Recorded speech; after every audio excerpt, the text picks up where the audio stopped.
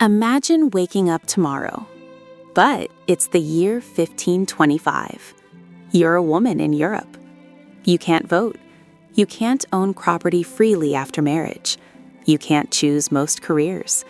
Your marriage may already be arranged. Now come back to today. Women lead countries, run billion-dollar companies, travel the world alone, speak freely online.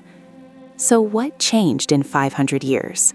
And is modern freedom really as complete as it seems? Let's travel back in time. 500 years ago, Europe was very different. The continent was dominated by kingdoms, religious institutions, and rigid social hierarchies.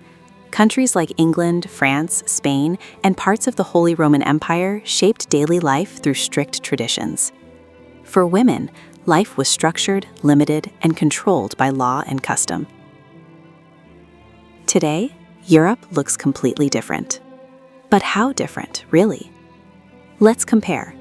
In the 1500s, most women were peasants. Their daily life included cooking over open fires, fetching water, spinning wool, farming, raising children. There was no electricity, no modern medicine, no appliances. Life expectancy was low, often under 40 years.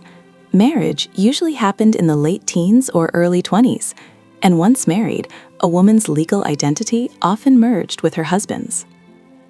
Modern European women work in offices, hospitals, governments, travel independently, access higher education, control personal finances. Women today in countries like Germany or Sweden have some of the highest education and workforce participation rates in the world. Technology has transformed daily life. A washing machine alone saves hours of labor compared to 1525. In many parts of Europe, women could not vote, hold political office, inherit equally, file for divorce easily.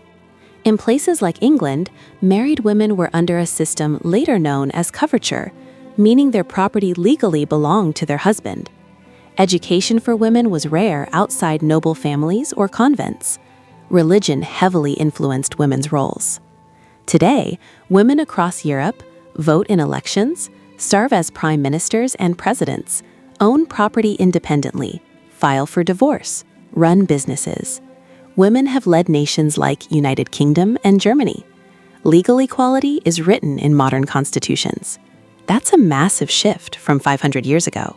Marriage was often economically arranged, focused on alliances, about survival and property.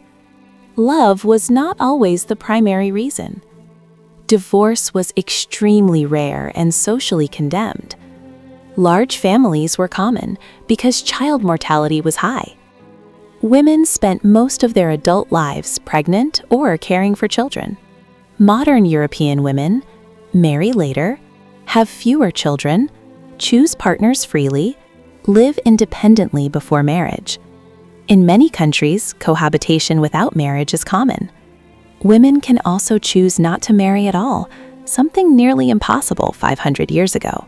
Education for girls was limited. Noble women might learn reading, writing, music, or religion. Peasant women often learned only household skills. Universities were almost entirely male spaces. Now, women make up a large percentage of university students across Europe. They are doctors, engineers, scientists, CEOs, politicians. In countries like France and Italy, women participate widely in higher education and professional careers. The intellectual barrier has largely been broken. Society expected women to be obedient, modest, domestic. Reputation was everything. A woman accused of immoral behavior could lose social standing permanently. Public roles were rare and often criticized. Modern European women express opinions publicly, use social media, lead activism movements, travel alone, live independently. Social expectations still exist, but personal freedom has expanded dramatically. So, what's the difference between women today and women 500 years ago in Europe? Everything. From legal rights, to education, to marriage choices, to daily life. The transformation is massive. But history reminds us something important. The freedoms many women have today were built slowly, through centuries of change, struggle, reform, and resilience. 500 years ago, a woman's world was small. Today, it can be global. And that might be one of the greatest social transformations in human history.